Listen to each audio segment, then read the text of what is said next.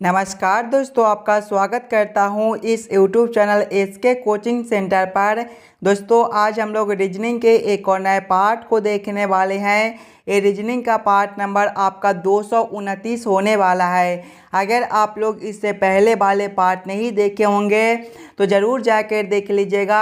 इस वाले पार्ट के अंदर आज हम लोग रीजनिंग के 12 अलग अलग प्रकार के इम्पोर्टेंट प्रश्न को देखने वाले हैं, जो कि आपको आने वाले आगामी सभी परीक्षाओं के लिए काफ़ी इम्पोर्टेंट होने वाला है। तो सभी प्रश्न को पहले आप लोग खुद से ज़रूर सॉल्व करने की कोशिश कीजिएगा। चलिए हम लोग एक नंबर क्वेश्चन की ओर चलते हैं।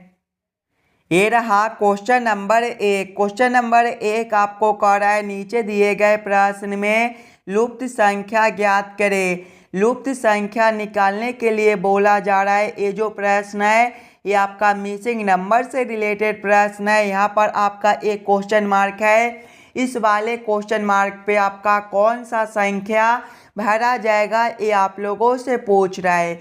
सबसे पहले आप लोग वीडियो को रोककर खुद से ज़रूर सॉल्व करने की कोशिश कीजिएगा। इस वाले क्वेश्चन मार्क पे आपका कौन सा संख्या भरा जाएगा। एकदम आसान सा प्रश्न है। अगर आप लोग ध्यान से देखिएगा तो यहाँ पर देखिए एक से आपका एक लिखा हुआ है। अगर हम लोग एक गुना एक करते हैं तो आपका एक होता है।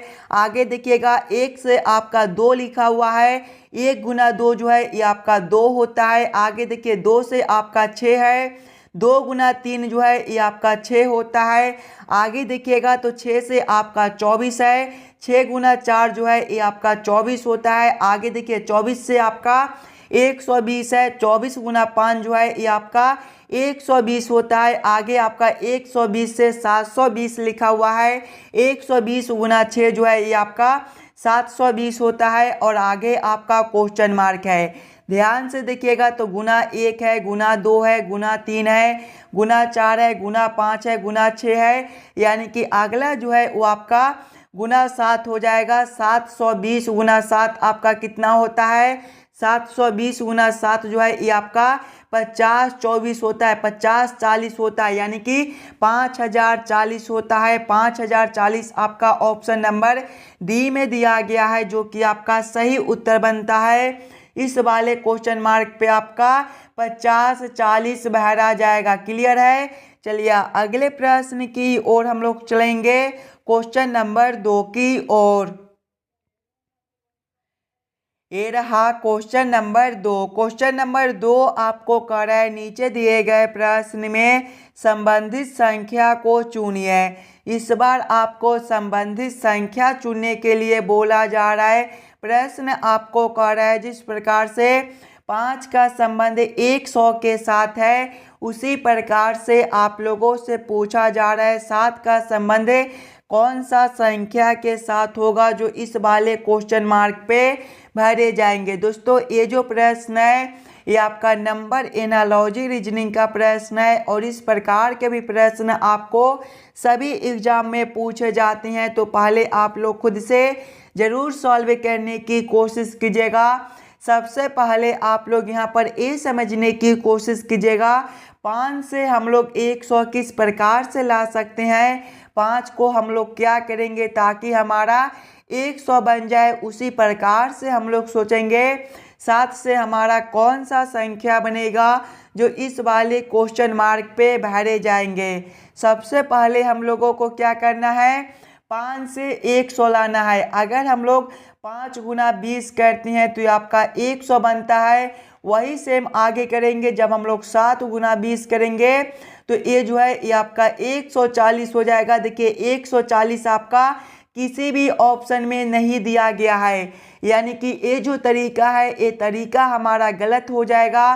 कोई और दूसरे तरीके से हम लोग सोचेंगे 5 से 100 लाने को। ध्यान से देखिएगा, अगर हम लोग पहले 5 का स्क्वायर करते हैं तो ये आपका 25 बनता है।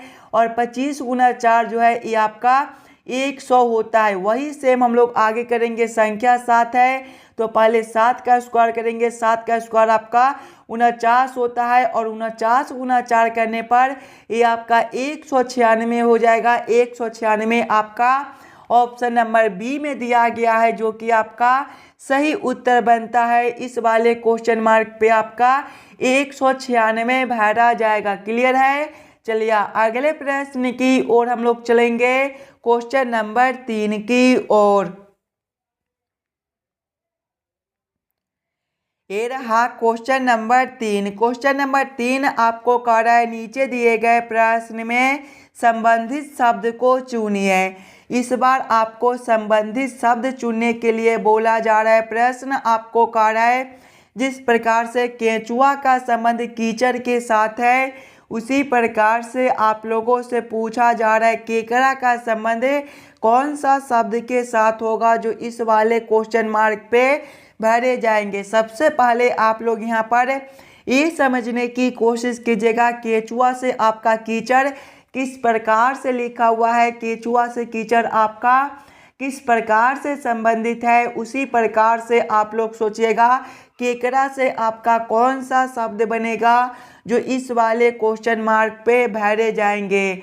अगर आप लोग ध्यान से देखिएगा तो केचुआ जो है वो कीचड़ में रहता है, तो यहाँ पर आपका केचुआ से कीचड़ लिखा हुआ है। उसी प्रकार से केकड़ा जो है वो आपका जल में रहता है, यानी कि इस वाले क्वेश्चन मार्क पे आपका जल भरा जाएगा। जल आपका ऑप्शन नंबर बी में दिया गया है, जो कि आपका सही उत्तर बनता है।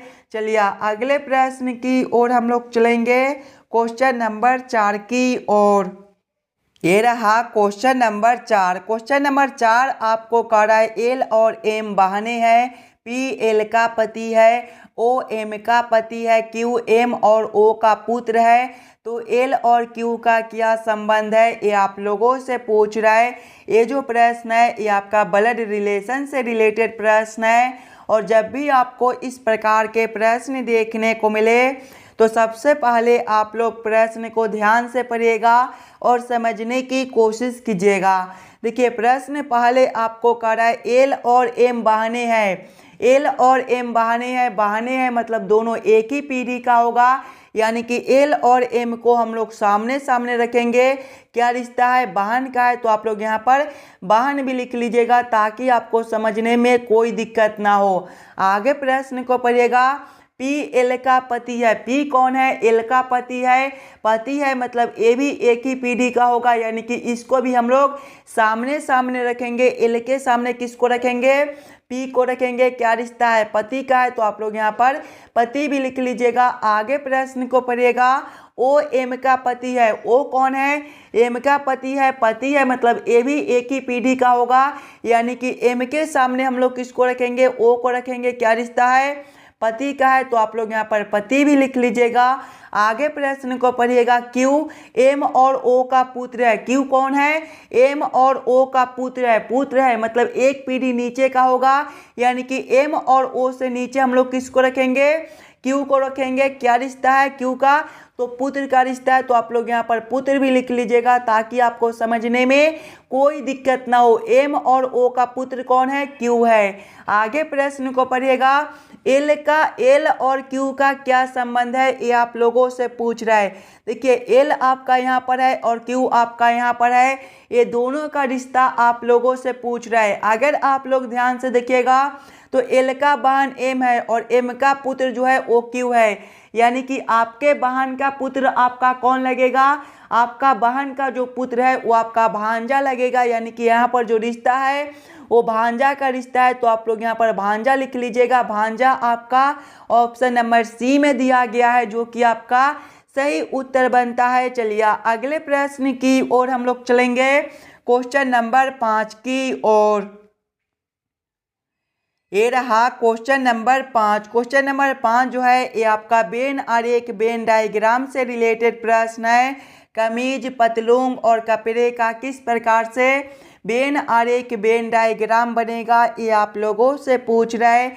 दोस्तों जब भी आपको वेन आरेख वेन डायग्राम से रिलेटेड प्रश्न देखने को मिले तो सबसे पहले आप लोग ये तीनों शब्दों को ध्यान से देखिएगा और समझने की कोशिश कीजिएगा। कमीज, पतलून और कपड़े में कौन शब्द किसके साथ संबंधित है, किसके अंदर हम लोग किसको रख सकते हैं। अगर आप लोग ध्यान से देखिएगा तो कपड़े के अंदर ही आपके पतलून और कमीज दोनों होती हैं, यानी कि सबसे पहले हम लोग कपड़े के लिए एक गोला बना लेंगे और कपड़े के अंदर जो है वो आपके कमीज और पतलून दोनों हो जाएंगे। कमीज और पतलून आपके अलग अलग प्रकार के कपड़े हैं, यानी कि ये दोनों आपके कपड़े के अंदर हो जाएंगे, लेकिन दोनों अलग अलग हो जाएंगे। कुछ इस प्रकार से इसका वेन आरेख वेन डायग्राम बनेगा। इस प्रकार का वेन आरेख वेन डायग्राम आपका ऑप्शन नंबर ए में दिया गया है, जो कि आपका सही उत्तर बनता है। चलिए अगले प्रश्न की ओर हम लोग चलेंगे, क्वेश्चन नंबर 6 की ओर। ये रहा क्वेश्चन नंबर 6। क्वेश्चन नंबर 6 आपको कह रहा है यदि 85 गुना 5 घटाओ 3 बराबर 20 तथा 18 गुना 2 घटाओ 1 बराबर 10 हो तो 100 गुना 20 घटाओ 5 बराबर क्वेश्चन मार्क।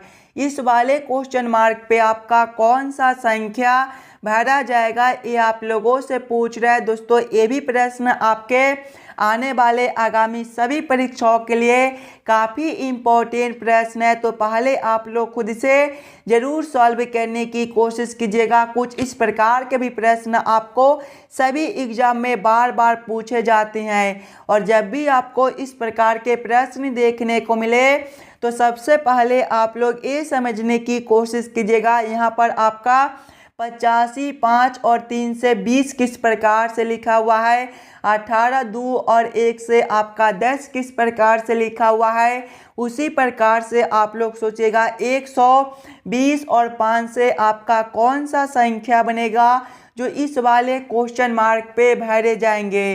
देखिए यहाँ पर आपका किसी भी प्रकार का सिंबल दे दे, गुना का दे दे, घटाओ का दे दे, भाग का दे दे, हज का दे दे, स्टार का दे दे, डॉलर का दे दे, उससे हमें कोई मतलब नहीं है। बस हम लोगों को ये समझना है कि हम लोग 85 5 और 3 से 20 किस प्रकार से ला सकते हैं। सभी बच्चे अपना दिमाग लगाइएगा। 85 5 और 3 से हम लोग 20 किस प्रकार से ला सकते हैं। अगर हम लोग सबसे पहले पहला संख्या भागा करते हैं दूसरा संख्या, यानी कि 85 भागा करते हैं 5, तो ये आपका कितना हो जाएगा, 85 भागा 5 जो है ये आपका 17 होता है। प्लस करेंगे तीसरा संख्या आपका 3 है, 17 प्लस 3 आपका 20 होता है। देखिए यहाँ पर आपका 20 दिया गया है, यानी कि गुना के जगह पे हम लोग भाग को रखे हैं और घटाओ के जगह पे जोड़ को रखे हैं। वही सेम आगे करेंगे। देखिए 18 गुना 2 है, गुना के जगह पे हम लोग भाग को रखेंगे, तो 18 भागा 2 करेंगे तो ये आपका 9 हो जाएगा। प्लस करेंगे 1 यहाँ पर है तो प्लस 1 आपका 9 प्लस 1 आपका 10 होता है। 10 आपका यहाँ पर दिया गया है, यानी कि इसी प्रकार से इस वाले प्रश्न को हम लोग सॉल्व कर सकते हैं। तो वही सेम आगे करेंगे।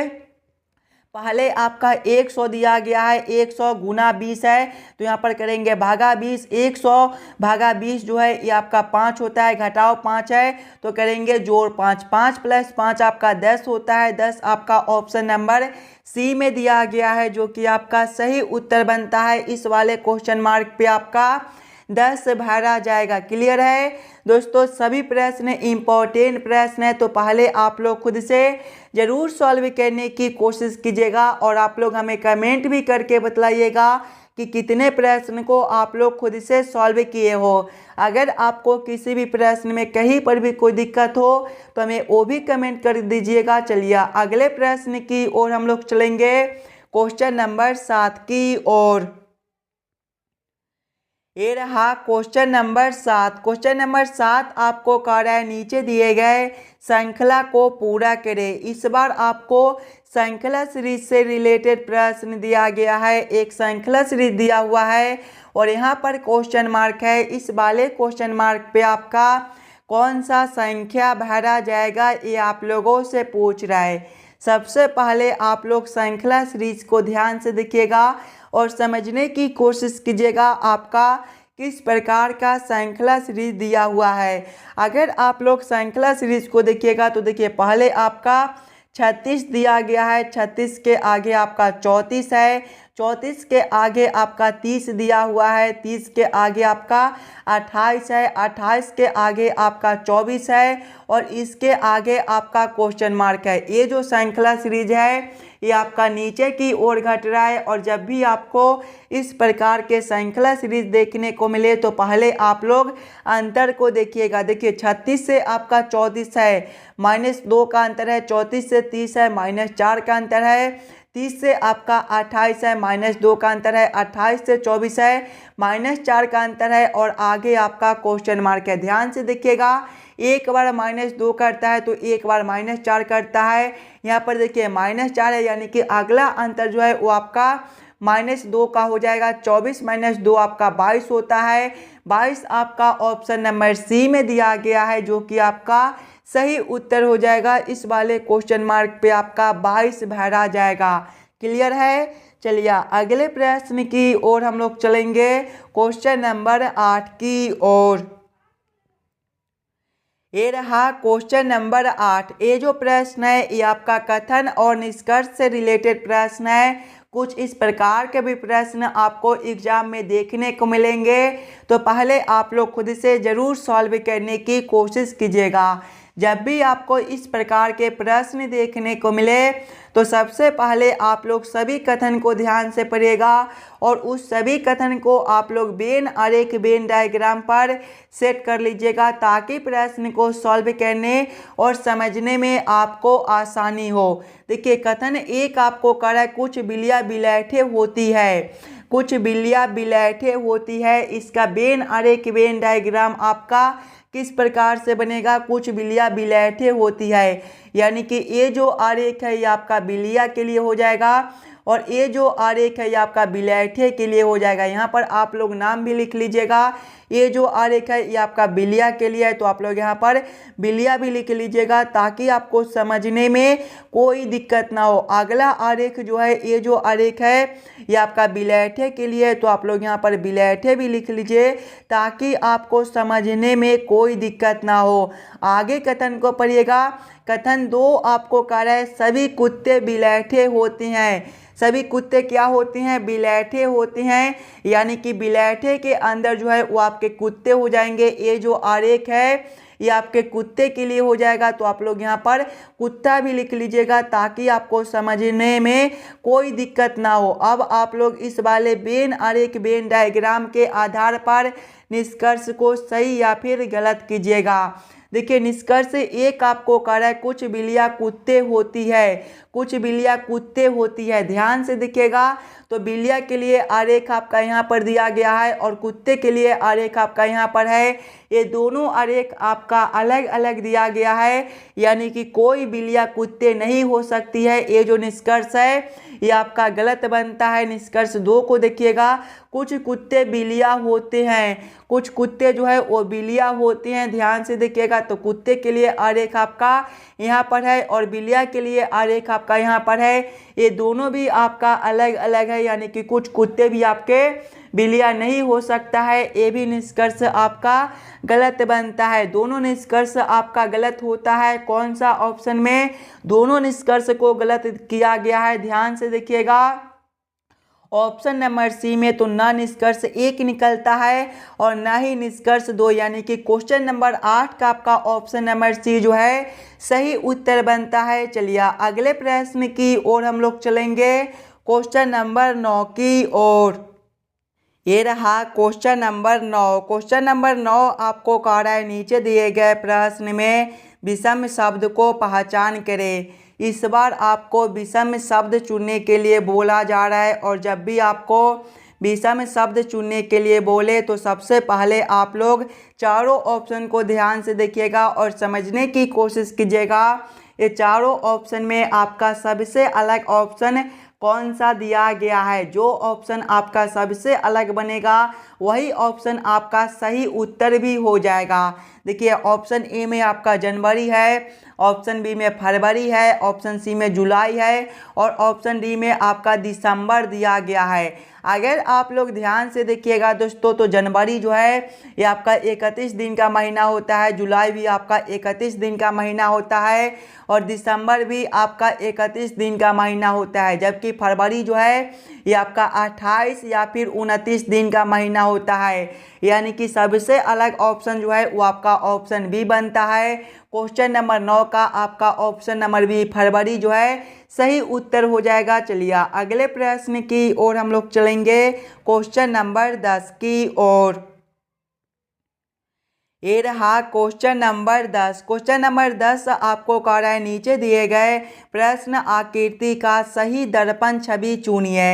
यहाँ पर आपका एक प्रश्न आकृति दिया हुआ है, कुछ इस प्रकार का आपका प्रश्न आकृति है और प्रश्न आप लोगों से पूछ रहा है इस वाले प्रश्न आकृति का किस प्रकार से दर्पण छवि बनेगा। दोस्तों जब भी आपको दर्पण प्रतिबिंब निकालने के लिए बोले तो सबसे पहले आप लोग दर्पण को ध्यान से देखिएगा। दर्पण को देखिएगा तो कुछ इस प्रकार का आपका दर्पण दिया गया है और जब भी आपको इस प्रकार का दर्पण देखने को मिले तो प्रश्न आकृति जो है वो आपका बाएं से उलटकर दाएं में चला जाएगा और दाएं वाला आकृति आपका उलटकर बाएं में चला आएगा। यानी कि जब हम लोग इस वाले प्रश्न आकृति को इस प्रकार से उलटेंगे तो आपका किस प्रकार का आकृति बनेगा। सबसे पहले जो आपका ए लाइन इस प्रकार से दिया गया है, ये आपका उलटने के बाद भी जो है कुछ इसी प्रकार से रहेगा। उसके बाद देखिएगा ये जो आपका इस प्रकार का आकृति दिया गया है, ये आपका उलटने के बाद जो है अब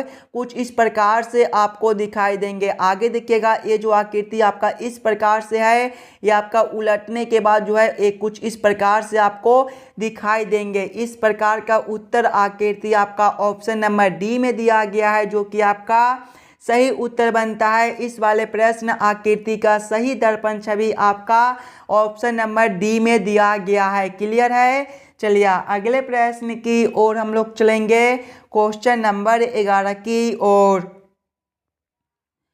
ये रहा क्वेश्चन नंबर 11। क्वेश्चन नंबर 11 आपको कह रहा है नीचे दिए गए निम्नलिखित शब्दों का सही क्रम बताएं। पौधा, फूल, बुआई, बीज, अंकुरन का किस प्रकार से सही क्रम बनेगा, ये आप लोगों से पूछ रहा है। सबसे पहले आप लोग सभी शब्दों को ध्यान से देखिएगा और समझने की कोशिश कीजिएगा ये सभी शब्दों का किस प्रकार से सही क्रम बनता है। अगर आप लोग ध्यान से देखिएगा तो इसमें सबसे पहले जो है वो आपका बुआई यानी कि 3 नंबर हो जाएगा। बुआई के बाद जो है वो आपका बीज अंकुरन यानी कि 4 नंबर हो जाएगा। बीज अंकुरन के बाद जो है वो आपका पौधा हो जाएगा यानी कि 1 नंबर। पौधा के बाद जो है वो आपका फूल हो जाएगा यानी कि 2 नंबर। कौन सा ऑप्शन में आपका 3 4 1 2 दिया गया है। 3 4 1 2 आपका ऑप्शन नंबर सी में दिया गया है, जो कि आपका सही उत्तर बनता है। ये सभी शब्दों का जो सही क्रम है वो आपका ऑप्शन नंबर सी में दिया गया है। क्लियर है। चलिए अगले प्रश्न की ओर हम लोग चलेंगे, क्वेश्चन नंबर 12 की ओर। ये रहा क्वेश्चन नंबर 12। क्वेश्चन नंबर 12 आपको कह रहा है नीचे दिए गए प्रश्न आकृति में विषम आकृति को पहचान करें। इस बार आपको विषम आकृति चुनने के लिए बोला जा रहा है। यहाँ पर आपका एक प्रश्न आकृति दिया हुआ है, 4 आकृति दिया गया है और प्रश्न आप लोगों से पूछ रहा है ये चारों आकृति में सबसे अलग आकृति कौन सा दिया गया है।